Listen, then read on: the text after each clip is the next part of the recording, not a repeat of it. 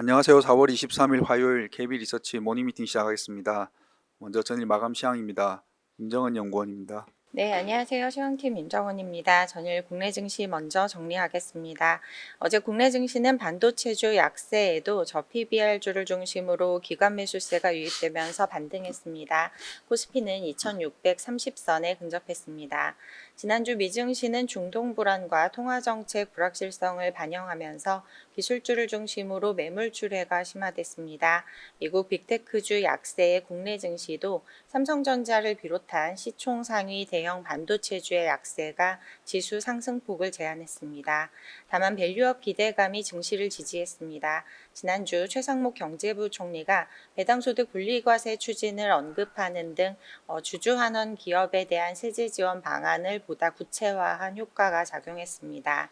특히 이번 주 실적 발표를 앞둔 은행주를 중심으로 기관 매수세가 유입되면서 증시 상승을 견인했습니다.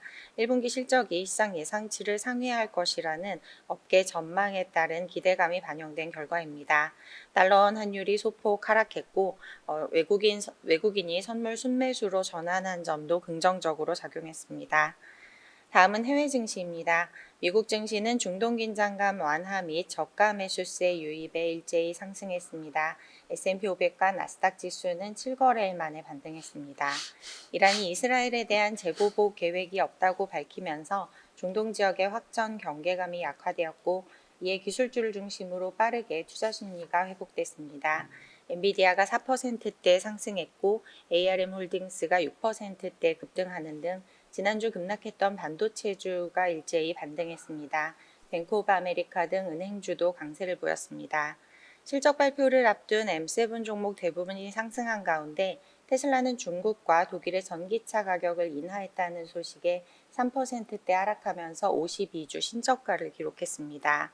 중국 증시는 대출 우대 금리가 동결된 가운데 추가 부양에 대한 기대감이 약화되면서 하락했고 유럽 증시는 중동 정세에 대한 경계감이 완화되고 22의 금리 인하 기대감이 유지되면서 상승 마감했습니다. 유가는 중동 긴장 완화에 하락했으나 이란산 원유 제재 소식은 하락폭을 제한했습니다. 관전 포인트입니다. 시장은 이번 주에 있을 테슬라와 메타, 마이크로소프트 등 M7 종목의 실적 결과에 주목하고 있습니다. 실적 결과뿐만 아니라 향후 가이던스도 주가 흐름을 결정할 변수로 작용하겠습니다. 국내도 SK하이닉스 등 주요 기업의 실적이 다수 예정되어 있는데 본격적인 어닝 시즌 개막으로 실적 결과에 따른 업종별 차별화가 예상됩니다. 다음 주 FOMC를 앞두고 블랙아웃 기간에 돌입하면서 통화정책 영향이 제한된 가운데 주 후반에 있을 미국 GDP와 PCE 결과에 주목해야겠습니다. 이상입니다. 네, 오늘 첫 번째 발표는 주식 시황에 관한 내용입니다. 하인한 연구원입니다. 네, 안녕하십니까. 주식 시황 담당 하인환입니다. 최근에 FICC 시리즈로 계속해서 말씀드리고 있는데 오늘은 그 종합본으로 말씀드리도록 하겠습니다. 차트 몇 가지만 좀 간략하게 말씀드리도록 하겠습니다. 중동 관련된 전쟁 뉴스가 이제 좀 완화되면서 유가가 소폭 하락하고 있는데 그런 측면보다는 이런 원유를 어디서 조달하는지 거기에 주목을 해본다면은 저는 유가에 대해서는 크게 걱정할 필요는 없다라고 생각합니다. 그동안 우리가 중동 전쟁을 봐왔었던 시기들은 미국이 중동에 의존을 했었던 그런 시대로 볼 수가 있겠습니다. 근데 지금은 2010년대부터 셰일 혁명 덕분에 미국이 원유 생산 1위 국가가 됐고요. 원유를 순수출하고 있는 국가가 됐습니다. 원유 의존도가 이제 중동에 대해서 낮아졌기 때문에 중동 전쟁이 발발하더라도 유가에 대해서 과도한 걱정은 우리가 좀 조심해야 되지 않을까, 좀 그렇게 말씀을 드리겠습니다. 중동 전쟁이 좀 완화되는 분위기가 나타나면서 이제 방산주들에 대한 관심이 좀 줄어들고 있는데 결국 이런 중동 국가들은 유가가 오른 덕분에 재정 지출을 확대할 수가 있을 테고요. 최근에 계속해서 이런 국방 부분에 지출하고 있는 점도 확인해 보실 수가 있겠습니다. 그리고 이제 금리가 또 계속 높은 수준으로 유지가 되고 있는데 금리는 밸류업 프로그램과도 연결시킬 수가 있겠습니다. 그림을 봐주시면 2023년 1월부터 9월까지 일본 증시에서 PBR이 낮은 기업들일수록 주가 상승률이 높은 그런 흐름이 관찰됐습니다.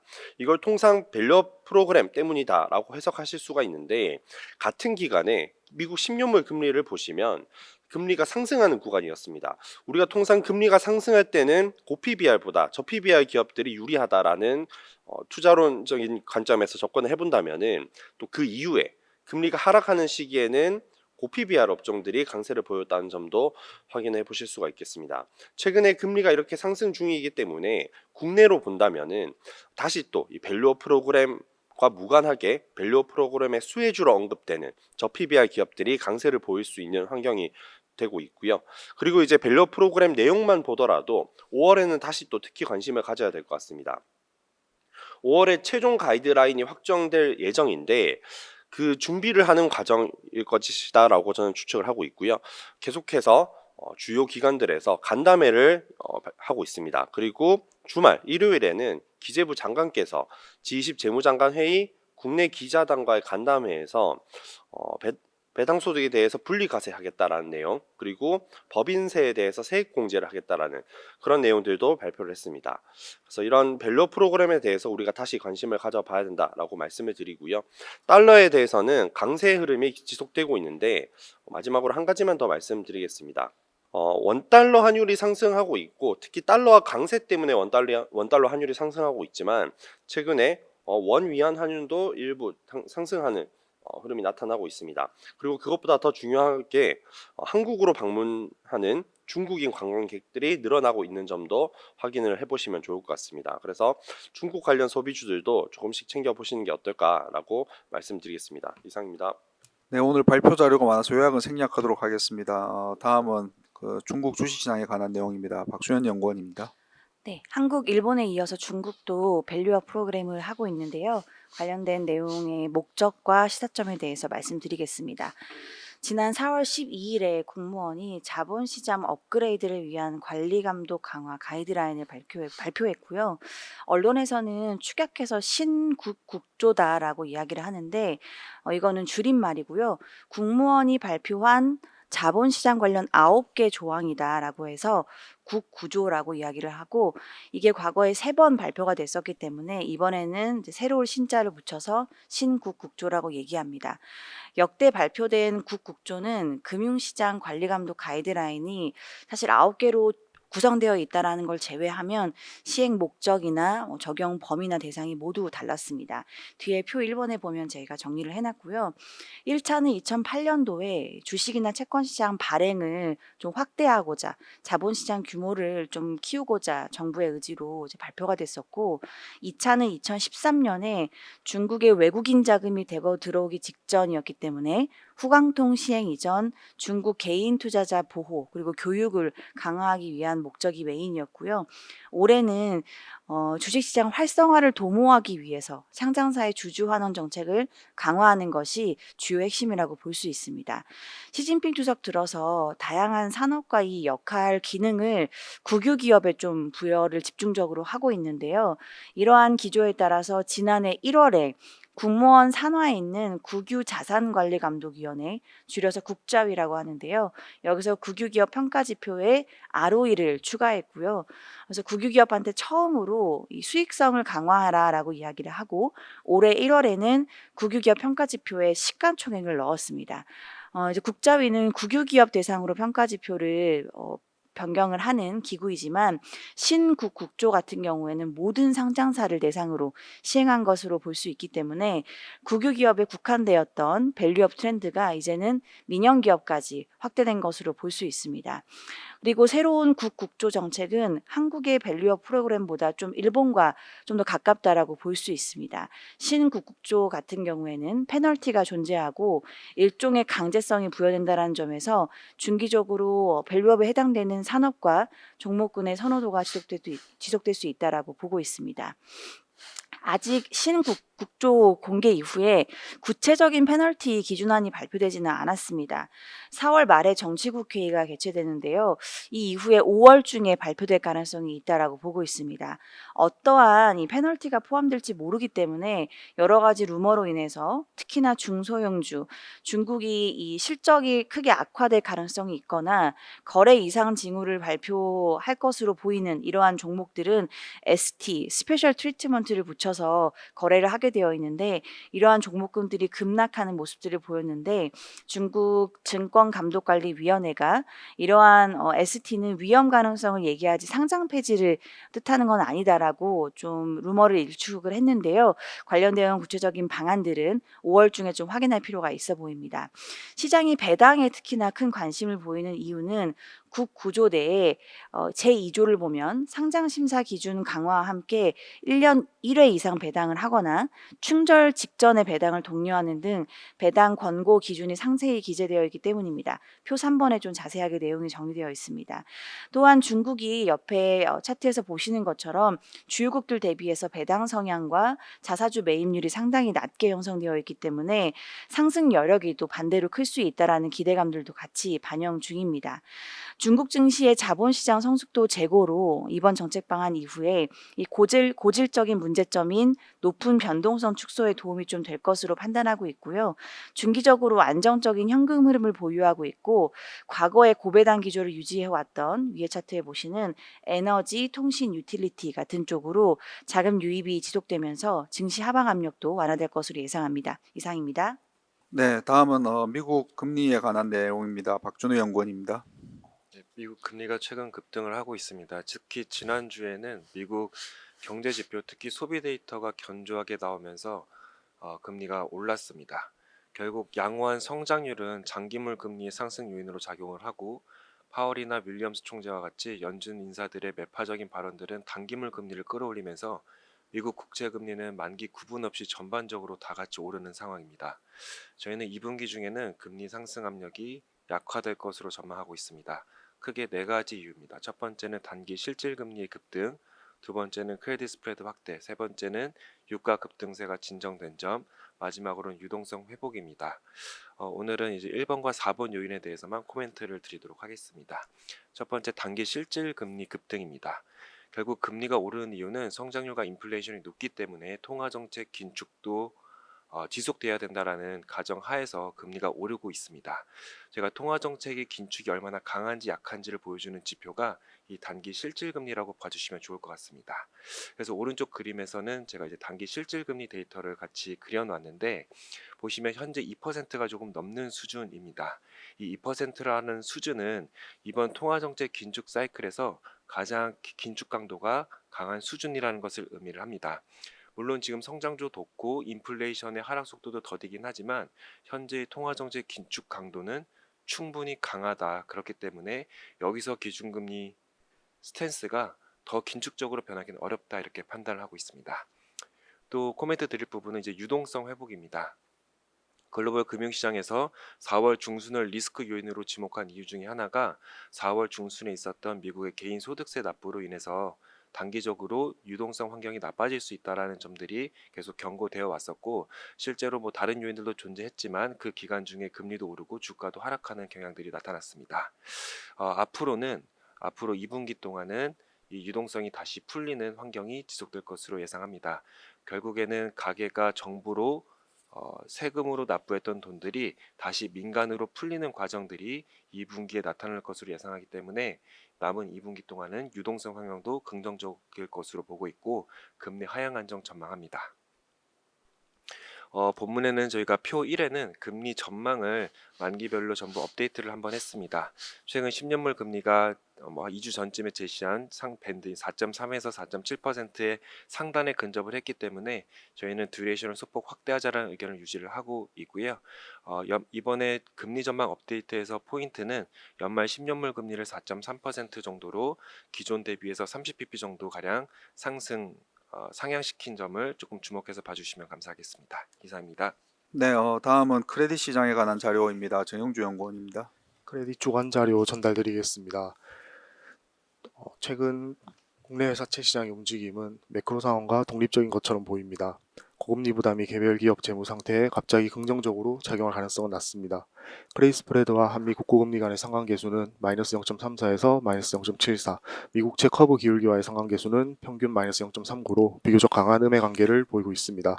국고금리 레벨이 오르거나 미국 커브가 스티프닝 될 때마다 국내 회사채 스프레드는 축소되는 경향이 있습니다. 미국의 경기 호조로 연준의 기준금리 인하 기대가 지연되면 한국과 미국의 국고금리 레벨은 올라갑니다. 국내 회사채 금리 레벨도 상승하게 되는데 이때 투자자 관점에서 긍정적인 요인은 이자 수익, 캐리 목적의 이자 수익 증가입니다. 회사채 수요 주체는 만기 보유 성향이 강해서 국고금리 상승으로 인한 자본 손실 우려가 상대적으로 낮습니다. 당국이 금융 안정에 집중하는 만큼 디폴트 트리거가 터지지 않을 거라는 확신이 있다면 국고채 금리 상승, 다시 말해서 회사채 이자 수익이 증가하는 것은 회사채에 대한 추가 수요로 직결됩니다. 연내 기준금리 인하 컨센서스도 강하게 형성된 만큼 초과 수익을 초우량물 회사채에서 찾을 요인도 큰 상황입니다. 대체 투자 섹터의 신규 투자처 확보 어려움도 회사채 강세에 일조할 가능성이 높습니다. 대체 투자 기존에 집행하던 대체 투자 회수 및 리밸런싱 과정에서 건당 수천억 단위의 리밸런싱이 발생하게 되는데 그때 발생하는 초과 유동성이 단위 금액이 높은 채권으로 유입될 가능성이 높기 때문입니다. 자세한 내용은 보고서 참고 부탁드립니다. 네, 다음은 가상자산에 관한 자료입니다. 김지원 연구원입니다. 네, 안녕하세요. 가상자산 담당 김지원입니다. 지난 토요일이죠. 4월 20일 오전 10시경에 이제 비트코인의 네 번째 반감기가 진행이 되었습니다. 반감기 전일인 19일에는 추가적으로 낙폭을 확대하면서 6만 달러 선을 하회하기도 했었는데요. 반감기 진행 이후에는 불확실성 해소되면서 6만 5천 달러 선 회복을 했고 현재는 6만 7천 달러 선에서 거래가 이루어지고 있는 상황입니다.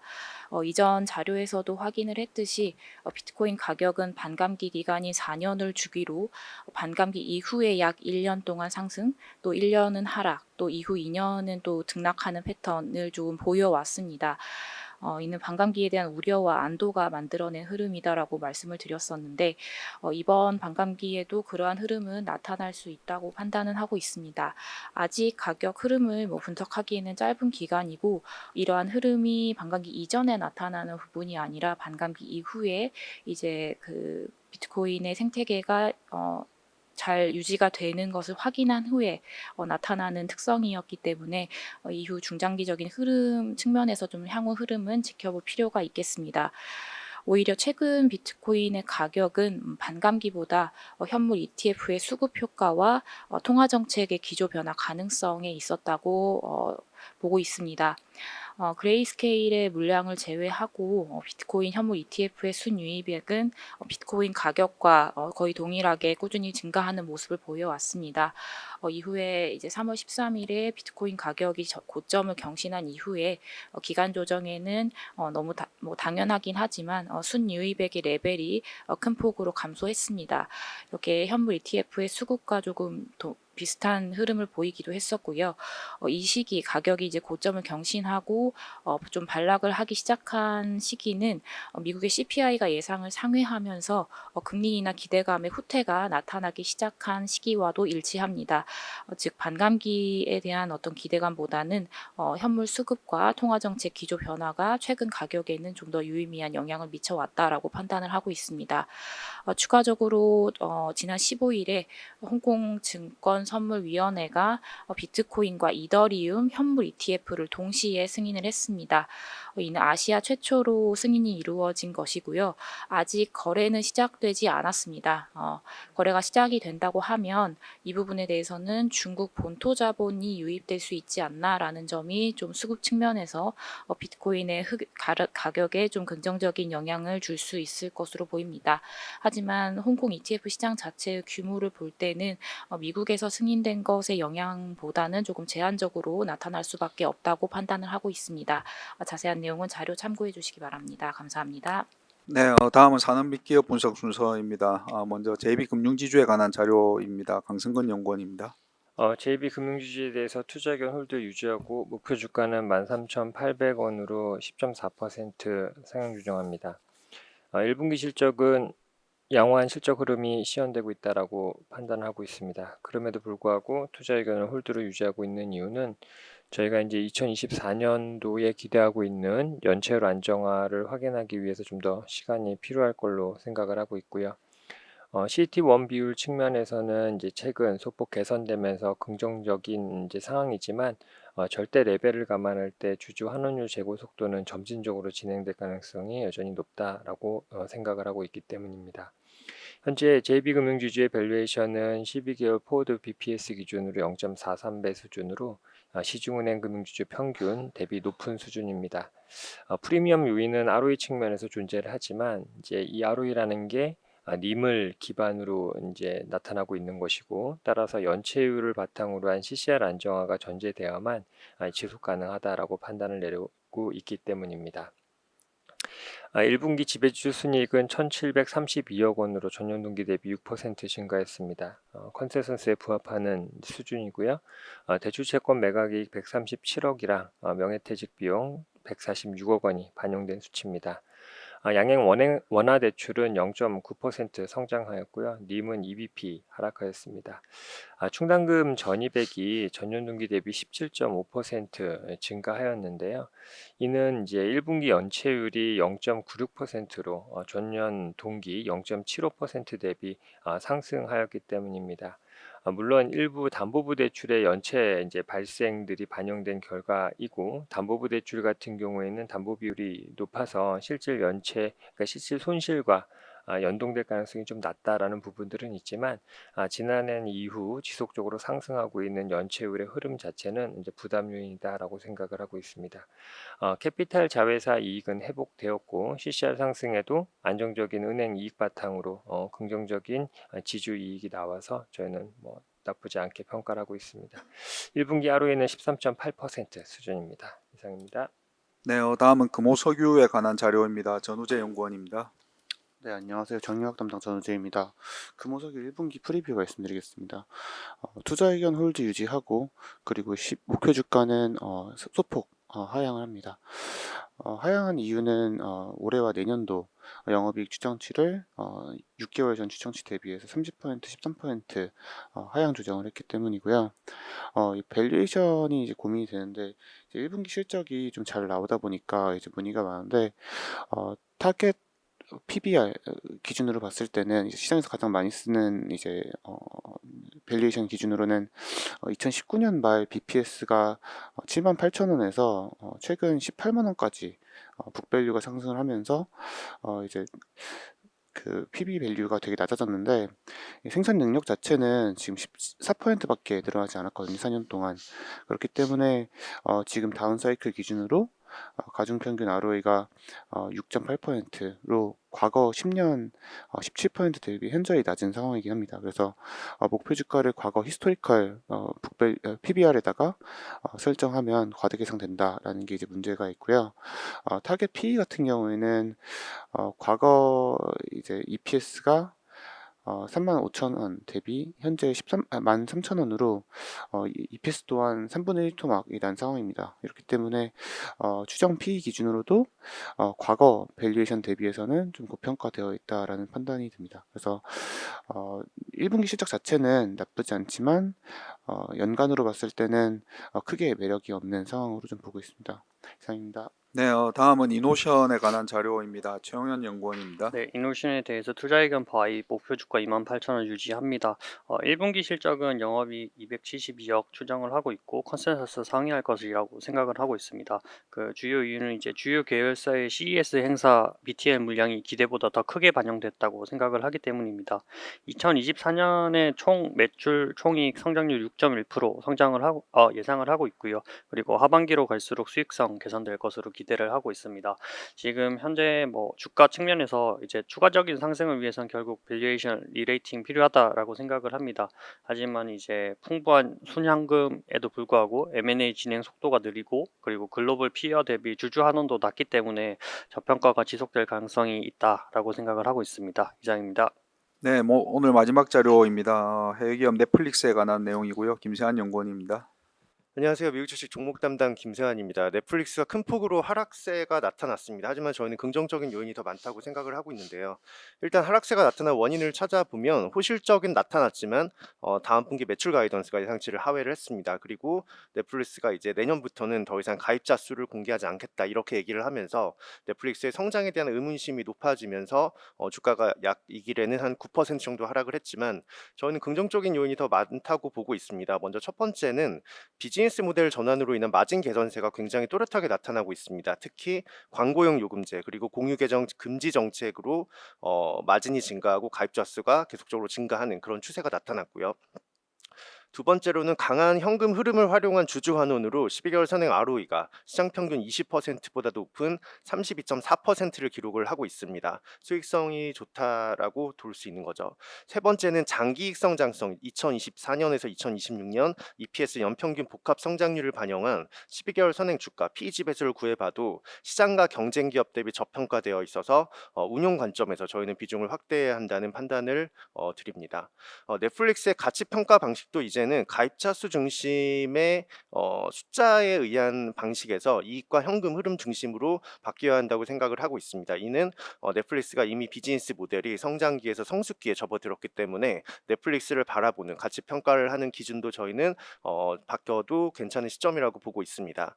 이번 1분기 실적을 한번 간단히 살펴보면은 일단 순증 가입자 수는 많이 증가를 했습니다. 이전 분기 특히 광고요금 가입자 수가 이전 분기 대비 65% 증가했고 순증 가입자 수는 933만 명으로 예상치인 480만 명을 크게 상회를 했습니다.